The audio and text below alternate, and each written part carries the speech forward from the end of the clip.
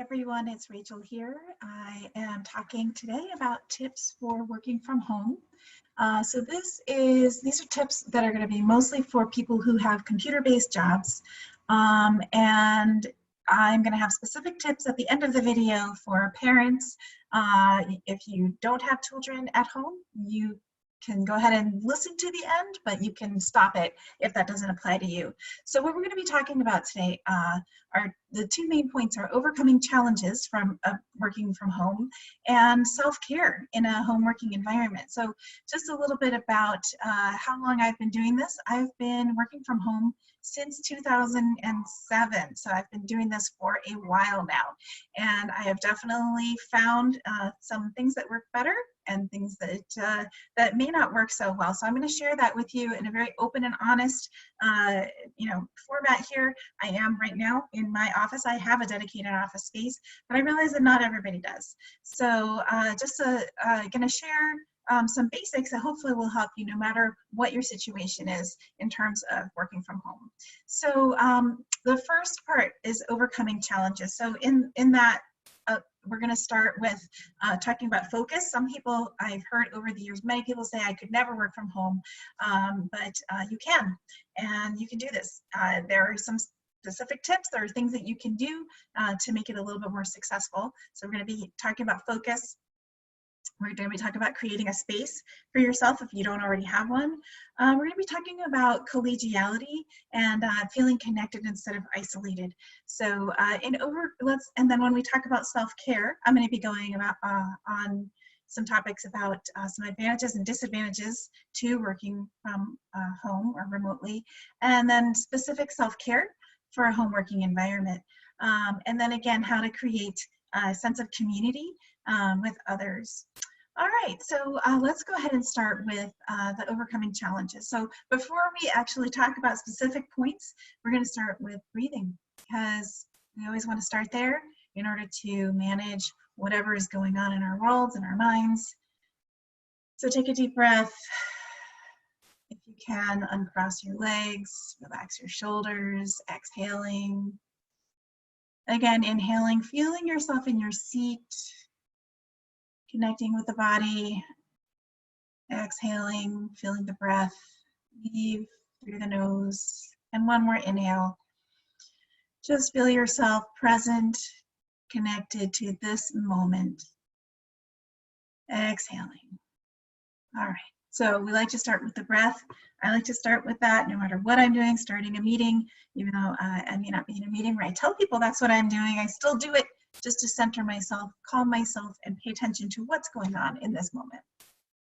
So let's talk about focus. A lot of people say they're not capable of focusing if they work from home. There are too many distractions around them. So the first step to overcoming that challenge is to create a routine. I strongly recommend showering as if you were getting ready to go to the office.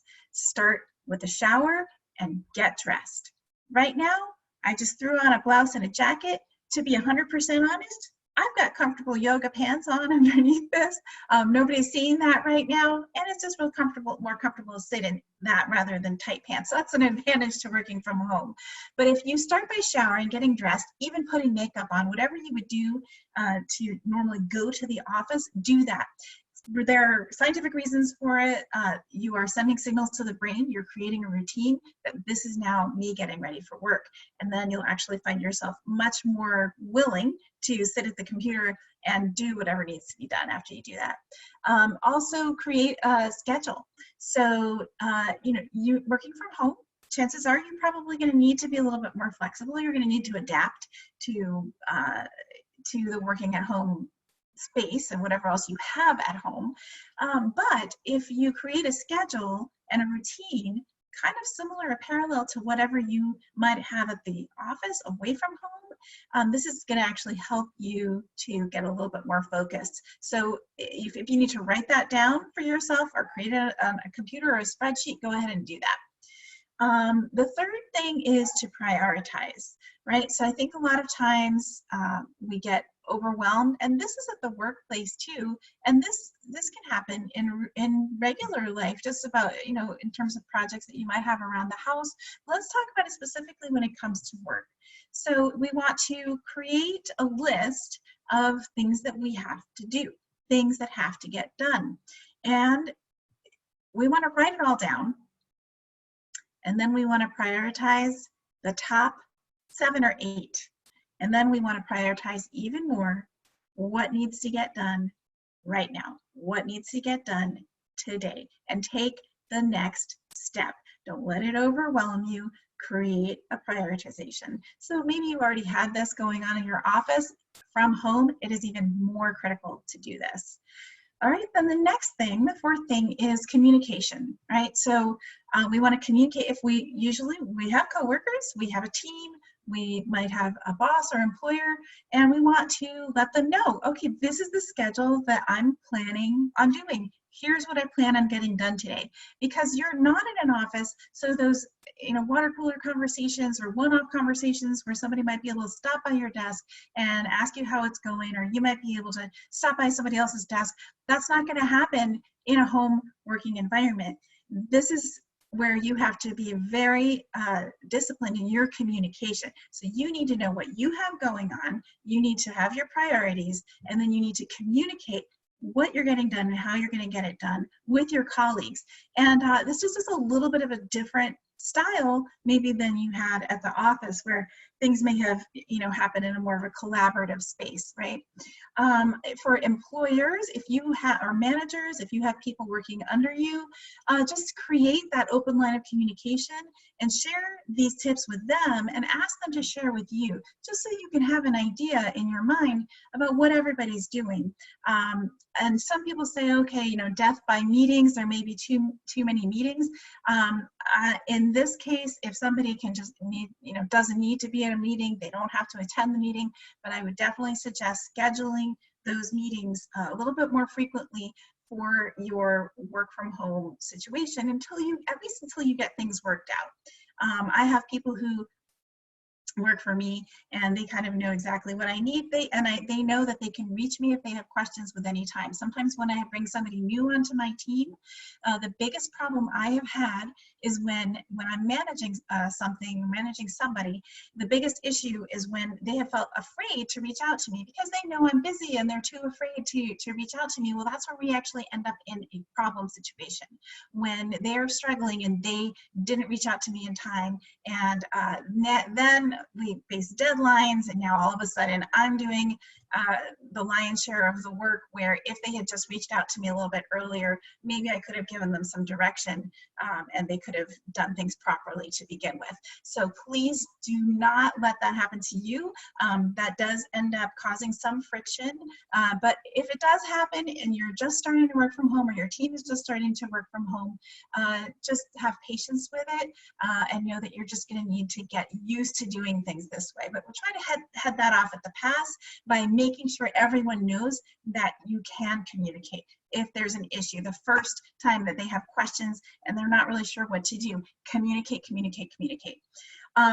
The next thing, the fifth thing, is accountability. So we want to be accountable to ourselves. So we create our list, we create our schedules, and really keep an eye on that. So a lot of times, that's discipline that needs to be developed in the self. And if you're struggling with that because you're not in your usual working environment, and if you're working from home, then grab a partner.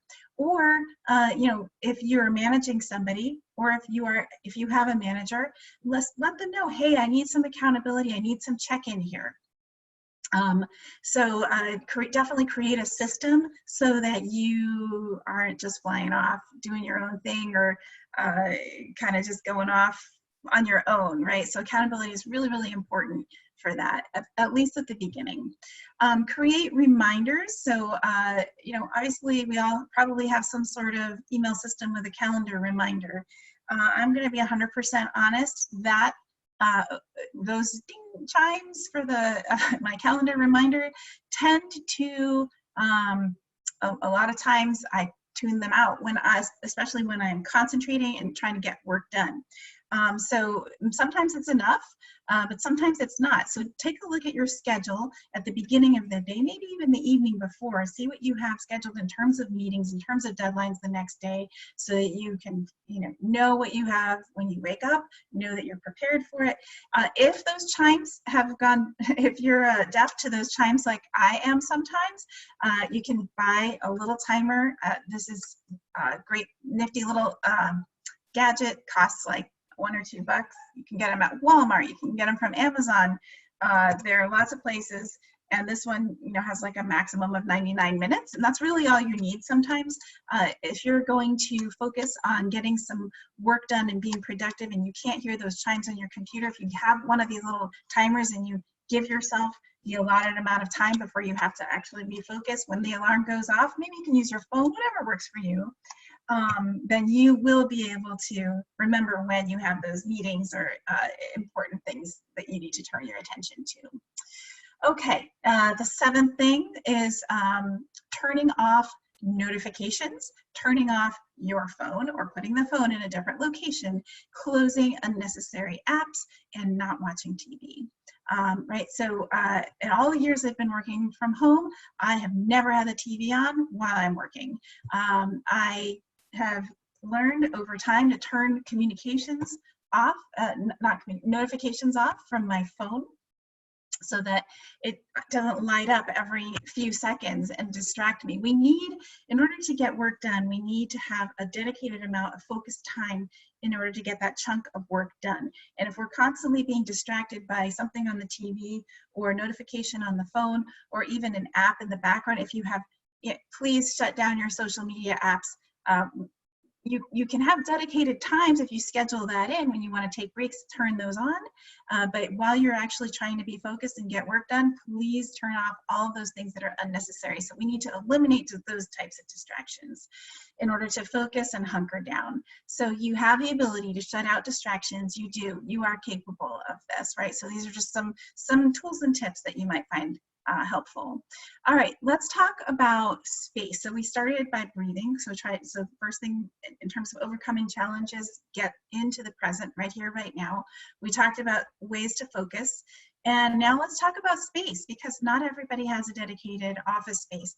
I did not have a dedicated office space when I started working from home. And because I knew that was going to be for the long term for me, I very quickly took care of that. Got myself a desk and a chair, but your situation might be temporary. So if you have a temporary work from home situation, then you don't have a desk at home or a dedicated office, that's okay. You can create one.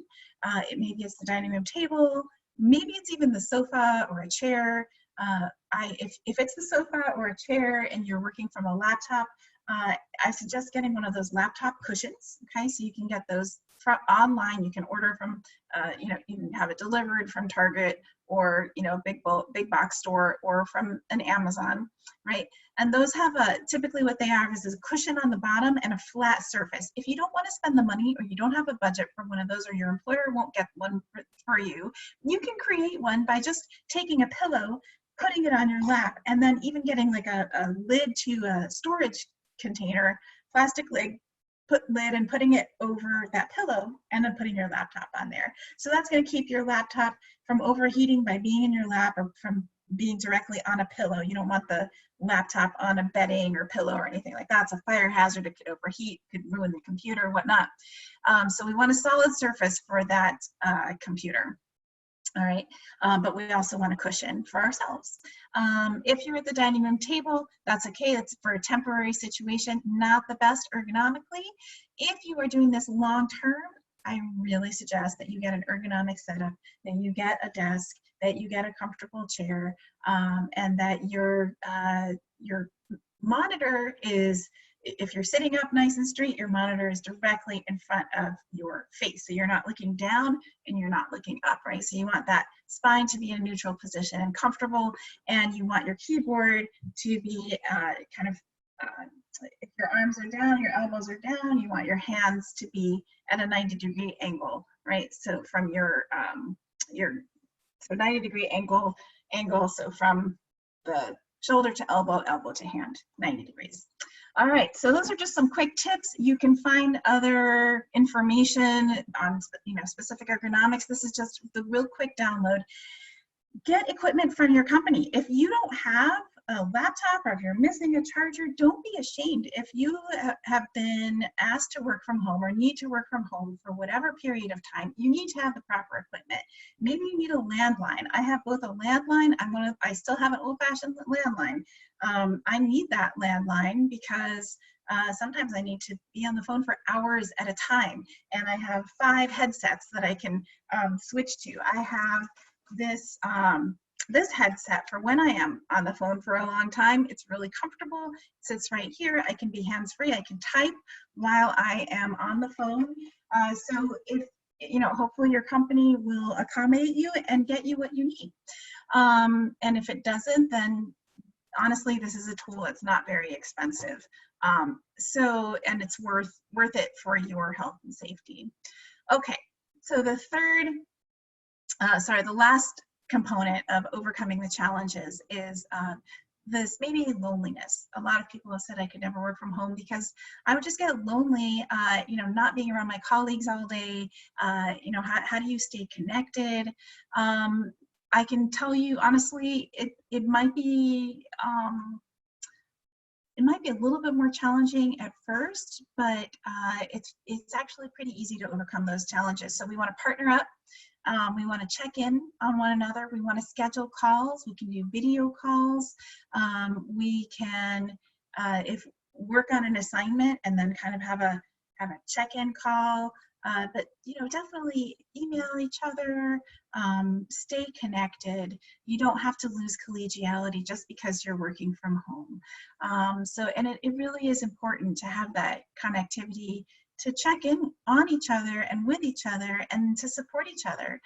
So super important. Do not let that get in the way of working from home well.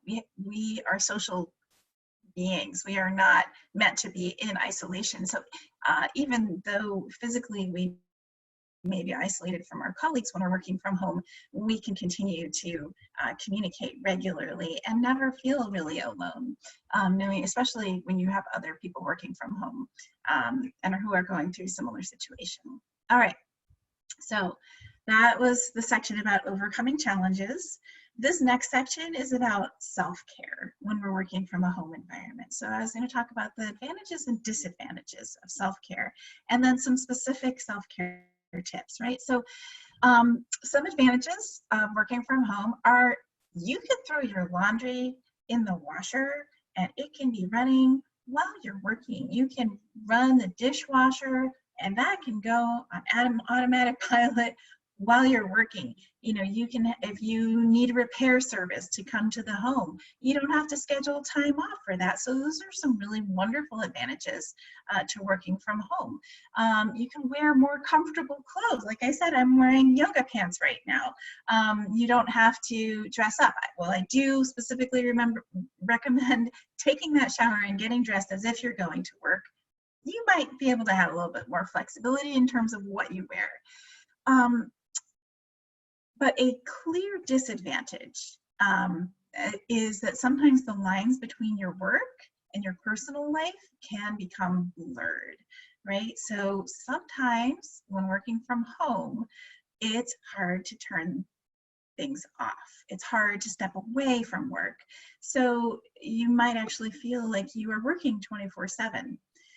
So and nobody can, that's unsustainable, right? That's not going to work for anybody. So we need to set a boundary, and we need to communicate that boundary to others. But first set that boundary with yourself about which hours you will be working and which ones you will be available for calls. And those might be 2 different things, because sometimes we need to work and shut the phone off. So other times, we need to be available for others. And then we need to be very clear about which hours we will be unplugging. So that can get very tricky. Those lines can get blurred. I struggled a lot with that at first, and now I've kind of gotten into a good rhythm. So try to stick with whatever your boundaries are. Here's a little bit about what I do. Because my husband and I both work from home, which is a really unique situation. He works right now. He works in a situation where he's basically working business hours because he has a lot of meetings during those hours. He has a lot of, contact with his colleagues. They're all online during that time, right? So that's his time, business hours, standard business hours, 8 or 9 in the morning until 5 or 6 at night, depending on the day. And then that's it. After that, he's not expected to be available unless it's a special circumstance.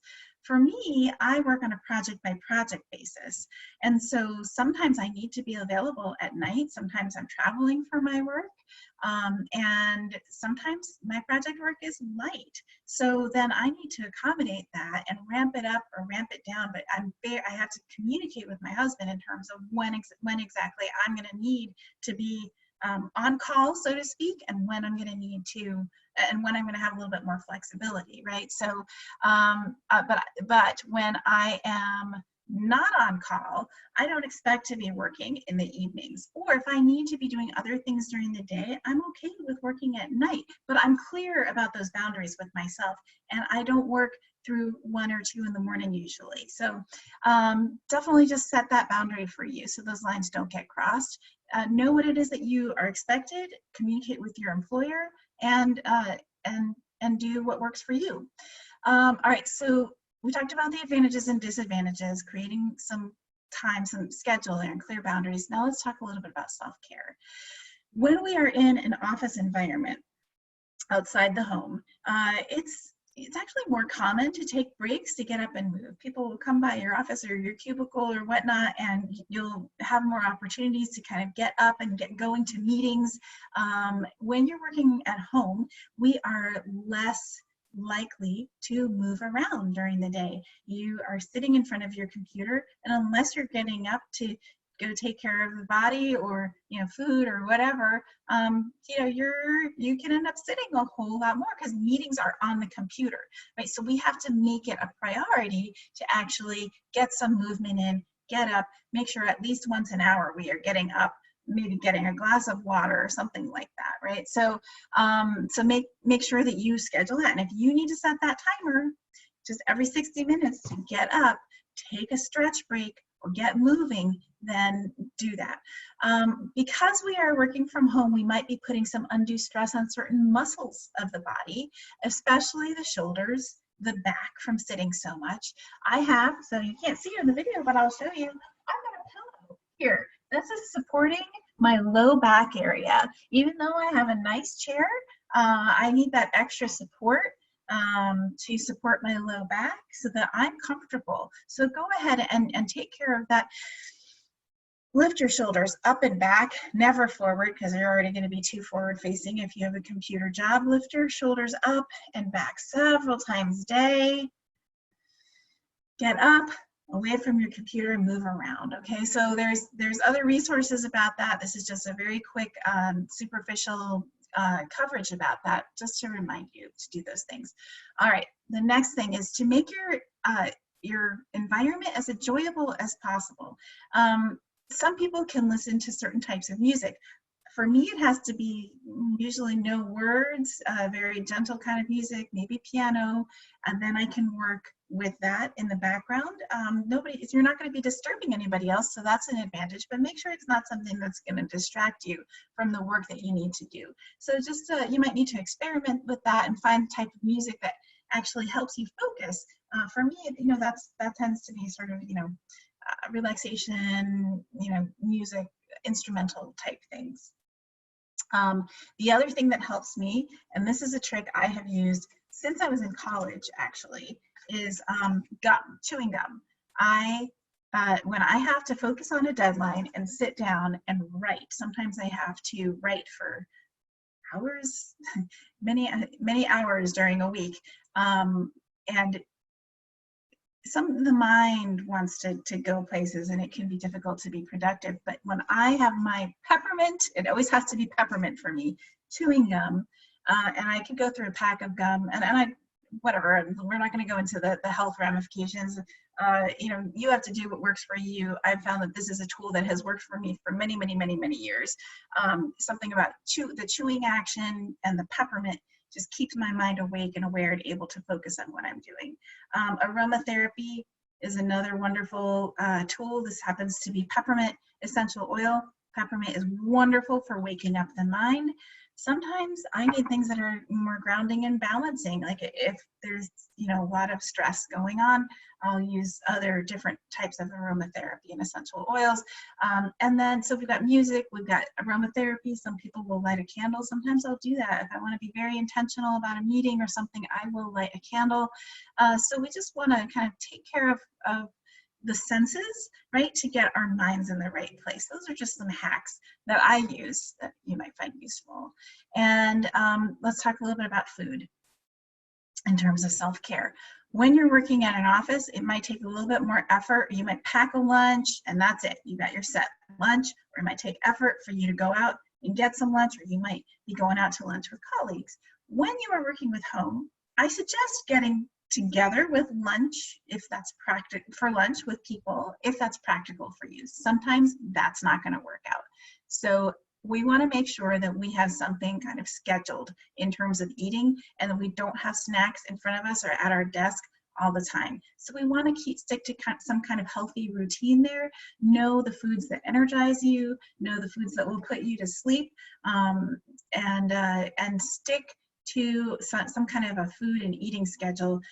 Otherwise, it could become very unhealthy very quickly if you've got a bag of chips or whatever, a bag of M&Ms or whatever at your desk all the time. I mean, that's the same with the working situation, but again, working from home can be a little bit more tempting. All right, and then the last thing is to meditate, breathe, manage your stress, connect with the here and now. So again, you started with the breath.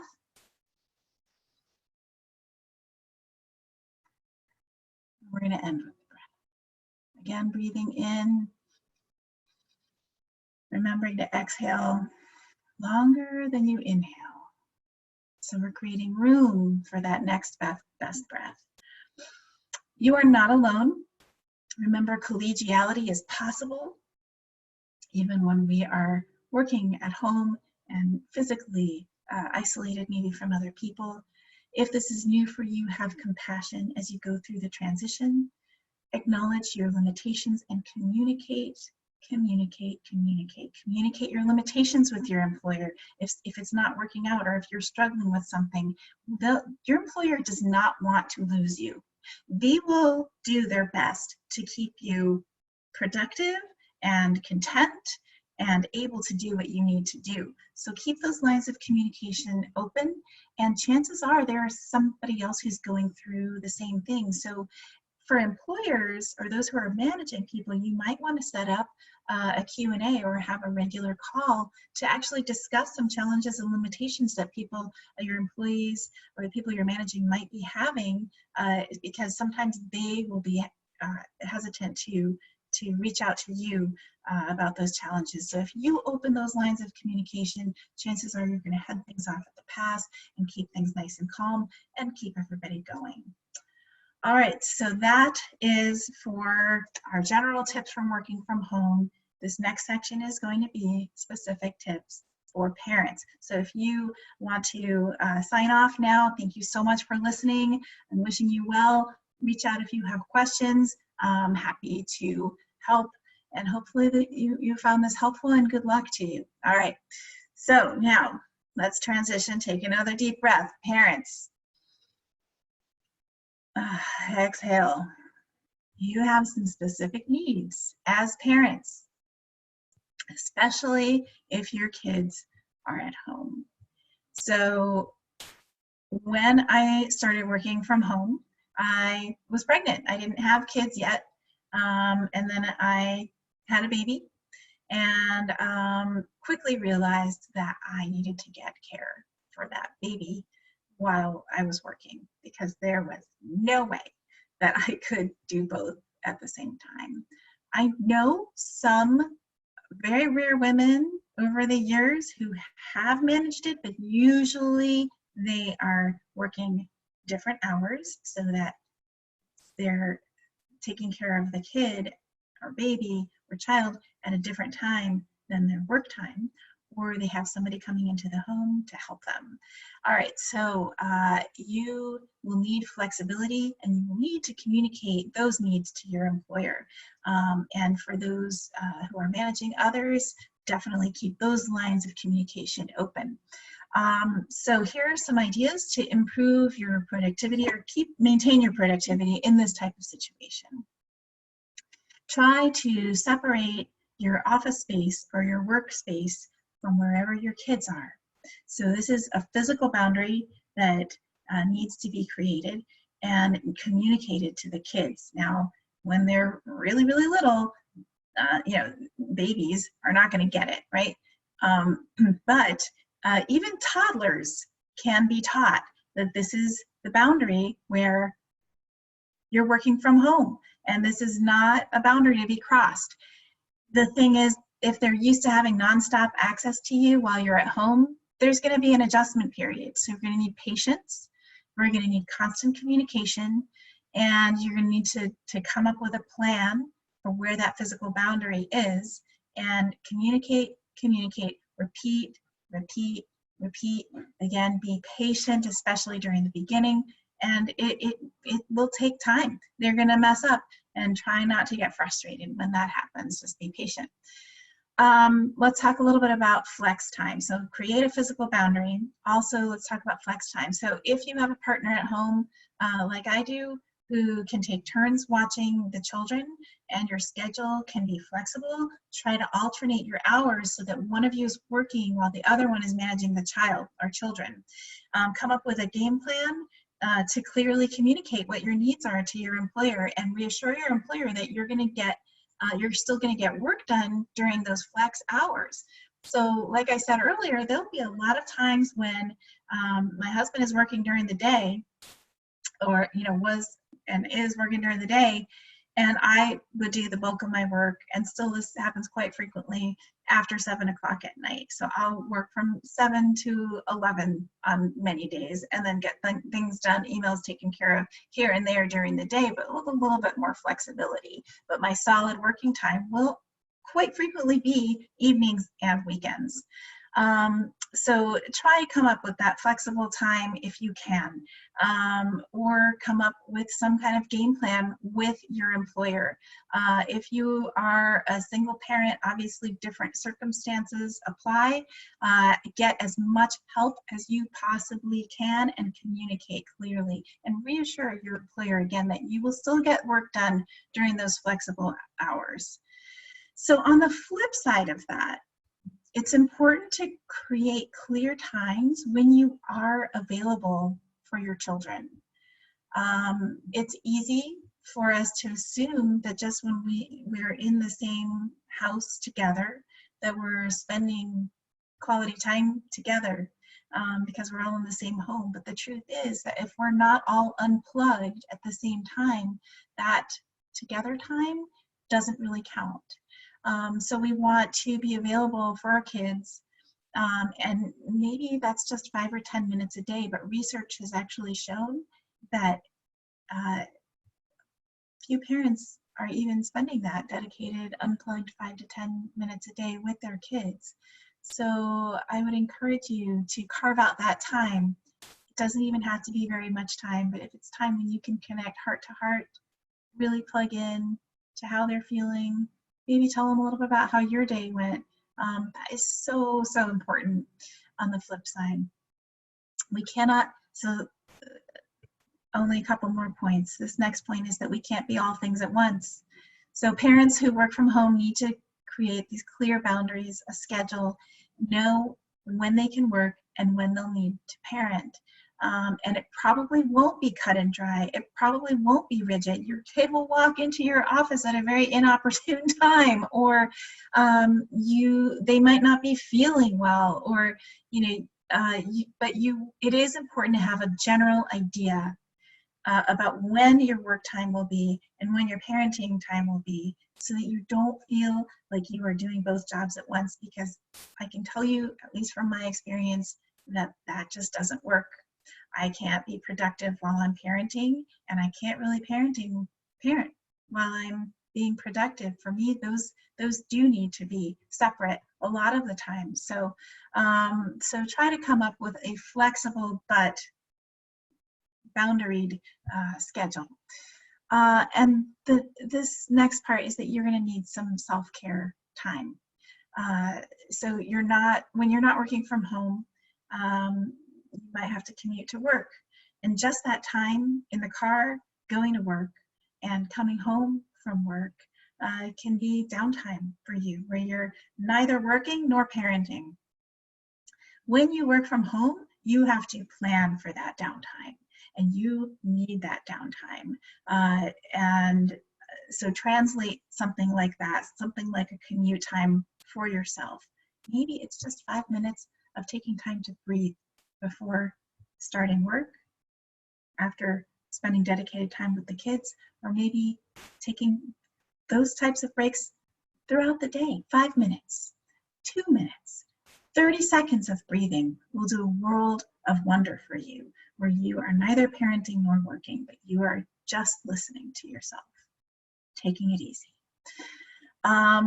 All right, that's it. If you get frustrated or overwhelmed at any point, get help. Make a change. What can you drop?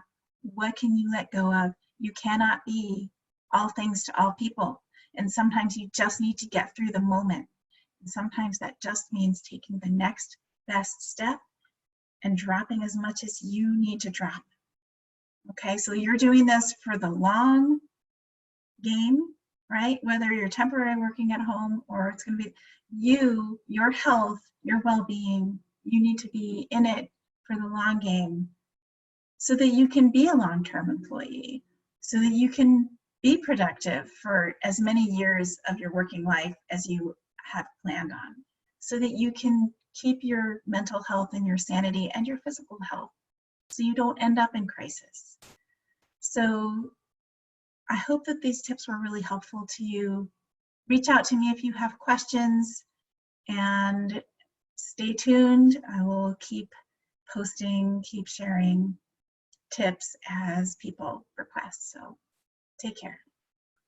Remember to breathe.